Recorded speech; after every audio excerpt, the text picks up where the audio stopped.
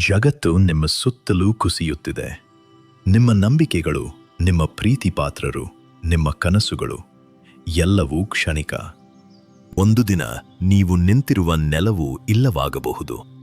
ಆ ಕೊನೆಯ ಕ್ಷಣದಲ್ಲಿ, ನಿಮ್ಮ ಕೊನೆಯ ಉಸಿರಿನ ಮೊದಲು ನೀವು ಯಾವ ಸತ್ಯವನ್ನು ಬಿಟ್ಟು ಹೋಗುತ್ತೀರಿ? ನೀವು ಸಾಯುವ ಮೊದಲು ಹೇಳುವ ಕೊನೆಯ ಮಾತುಗಳು ಯಾವುವು? ಸ್ನೇಹಿತರೆ, ಇವತ್ತಿನ ವಿಡಿಯೋದಲ್ಲಿ ನಾವು ಇತಿಹಾಸದ ಒಬ್ಬ ಮಹಾನ್ ವ್ಯಕ್ತಿ ತಮ್ಮ ಅಂತ್ಯದ ಕ್ಷಣಗಳನ್ನು ಹೇಗೆ ಎದುರಿಸಿದರು, ಅವರ ಕೊನೆಯ ಮಾತುಗಳು ಏನು, ಮತ್ತು ಆ ಮಾತುಗಳು ಇಂದು ನಿಮ್ಮ ಜೀವನಕ್ಕೆ ಹೇಗೆ ಮಾರ್ಗದರ್ಶನವಾಗಬಹುದು ಎಂಬುದನ್ನು ತಿಳಿಯೋಣ. 45 ವರ್ಷಗಳ ಕಾಲ ಗೌತಮ ಬುದ್ಧರು ಮನುಕುಲಕ್ಕೆ ಜ್ಞಾನದ ದಾರಿದೀಪವಾಗಿದ್ದರು. ಸಾವಿರಾರು ಜನರಿಗೆ ದುಃಖದಿಂದ ಮುಕ್ತಿ ಪಡೆಯುವ ಮಾರ್ಗವನ್ನು ತೋರಿಸಿದ್ದರು. ಅವರ ಸರಳ ಬೋಧನೆಗಳು ಜನರ ಹೃದಯದಲ್ಲಿ ಆಳವಾಗಿ ಬೇರೂರಿದ್ದವು. ಆದರೆ ಎಲ್ಲಕ್ಕೂ ಅಂತ್ಯವಿದೆ.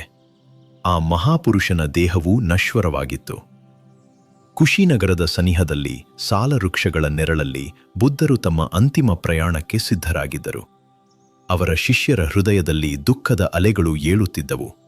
ಗುರು ಇಲ್ಲವಾದರೆ ಮಾರ್ಗದರ್ಶನ ಯಾರು ನೀಡುತ್ತಾರೆ ಎಂಬ ಆತಂಕ, ಭವಿಷ್ಯ ಹೇಗಿರಬಹುದು ಎಂಬ ಭಯ.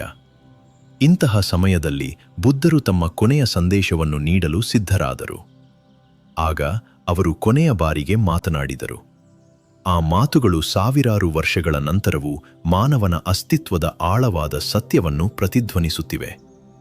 ಪಾಲಿಯಲ್ಲಿ ಅವರು ಹೀಗೆ ಹೇಳಿದರು: ವಯಧಮ್ಮ ಸಂಖಾರ ಅಪ್ಪಮಾದೇನ ಸಂಪಾದೇಥ. ಇದರ ಅರ್ಥ, ಎಲ್ಲ ನಿರ್ಮಿತ ಅಸ್ತಿತ್ವಗಳು ಕ್ಷಯಕ್ಕೆ ಒಳಪಟ್ಟಿವೆ. ಆದ್ದರಿಂದ ನಿರ್ಲಕ್ಷ್ಯವಿಲ್ಲದೆ ನಿಮ್ಮ ಮುಕ್ತಿಯನ್ನು ಸಾಧಿಸಿರಿ. ವಯಧಮ್ಮ ಸಂಖಾರ ಎಂದರೆ ಪ್ರತಿಯೊಂದು ಸಂಖಾರ, ಪ್ರತಿಯೊಂದು ರಚನೆ, ಪ್ರತಿಯೊಂದು ಸೃಷ್ಟಿಯೂ ಅನಿತ್ಯ. ಅದು ಹುಟ್ಟುತ್ತದೆ, ಬೆಳೆಯುತ್ತದೆ ಮತ್ತು ಅಂತಿಮವಾಗಿ ನಾಶವಾಗುತ್ತದೆ. ಇದು ಕೇವಲ ಬಾಹ್ಯ ವಸ್ತುಗಳಿಗೆ ಮಾತ್ರವಲ್ಲ. ನಮ್ಮ ದೇಹ, ನಮ್ಮ ಭಾವನೆಗಳು, ನಮ್ಮ ಆಲೋಚನೆಗಳು ಎಲ್ಲವೂ ಈ ನಿಯಮಕ್ಕೆ ಒಳಪಟ್ಟಿವೆ. ಇಂದು ಸುಂದರವಾಗಿ ಕಾಣುವ ಹೂವು ನಾಳೆ ಬಾಡುತ್ತದೆ. ಇಂದು ದೃಢವಾಗಿರುವ ದೇಹ ಒಂದು ದಿನ ದುರ್ಬಲವಾಗುತ್ತದೆ. ಹಾಗಾದರೆ ನೀವು ಕೇಳಬಹುದು, ಇದರ ಮಹತ್ವವೇನು? ಸ್ನೇಹಿತರೆ, ನಾವೆಲ್ಲರೂ ಶಾಶ್ವತತೆಯನ್ನು ಬಯಸುತ್ತೇವೆ. ಪ್ರೀತಿ ಶಾಶ್ವತವಾಗಿರಲಿ, ಯಶಸ್ಸು ಶಾಶ್ವತವಾಗಿರಲಿ, ಸಂತೋಷ ಶಾಶ್ವತವಾಗಿರಲಿ ಎಂದು ಹಂಬಲಿಸುತ್ತೇವೆ. ಆದರೆ ಬುದ್ಧರು ನಮಗೆ ಹೇಳಿದ್ದು, ಈ ನಿರಂತರ ಬದಲಾವಣೆಯನ್ನೇ ಅರಿತುಕೊಳ್ಳಿ, ಅನಿತ್ಯವನ್ನು ಅಪ್ಪಿಕೊಳ್ಳಿ. ಈ ಜ್ಞಾನವೇ ದುಃಖದಿಂದ ಮುಕ್ತಿ ಪಡೆಯುವ ಮೊದಲ ಹೆಜ್ಜೆ. 2ನೇ ಭಾಗ, ಅಪ್ಪಮಾದೇನ ಸಂಪಾದೇಥ ಎಂದರೆ ಅಪ್ರಮಾದದಿಂದ ಸಾಧಿಸಿರಿ ಎಂದರ್ಥ. ಅಪ್ಪಮಾದ್ ಎಂದರೆ ಕೇವಲ ಜಾಗರೂಕತೆಯಲ್ಲ, ಅದು ನಿರಂತರ ಜಾಗೃತಿ, ನಿರ್ಲಕ್ಷ್ಯವಿಲ್ಲದಿರುವುದು. ನಿಮ್ಮ ಮಾತು, ನಿಮ್ಮ ಆಲೋಚನೆ, ನಿಮ್ಮ ಕಾರ್ಯಗಳು ಪ್ರತಿಯೊಂದರಲ್ಲೂ ಸಂಪೂರ್ಣ ಅರಿವಿನಿಂದಿರುವುದು. ನಮ್ಮ ಜೀವನದಲ್ಲಿ ನಾವು ಎಷ್ಟು ಬಾರಿ ಅಜಾಗರೂಕತೆಯಿಂದ ತಪ್ಪುಗಳನ್ನು ಮಾಡುತ್ತೇವೆ?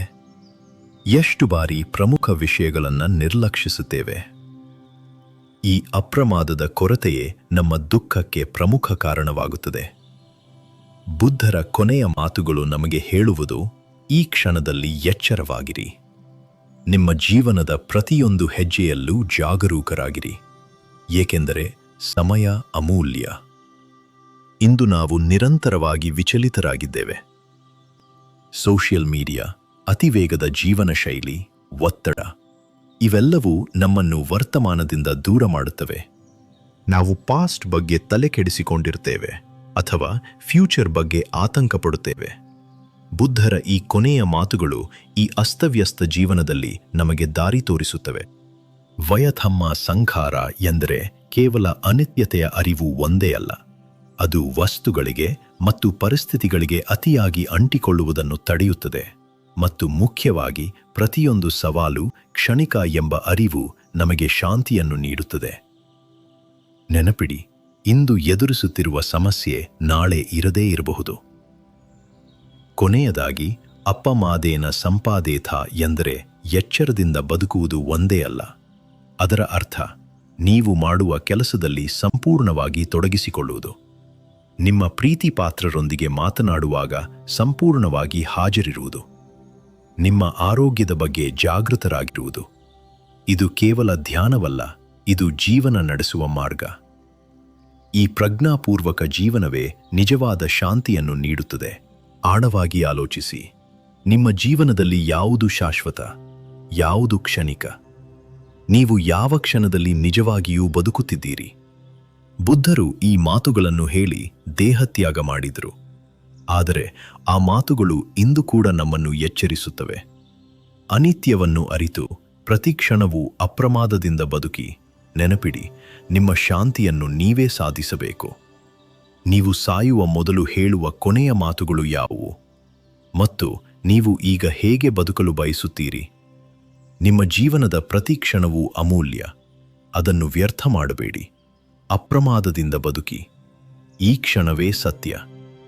ಬುದ್ಧರ ಜ್ಞಾನದಿಂದ ಇನ್ನಷ್ಟು ಒಳನೋಟಗಳನ್ನು ಪಡೆಯಲು ನಮ್ಮ ಚಾನೆಲ್ಗೆ ಸಬ್ಸ್ಕ್ರೈಬ್ ಮಾಡಿ.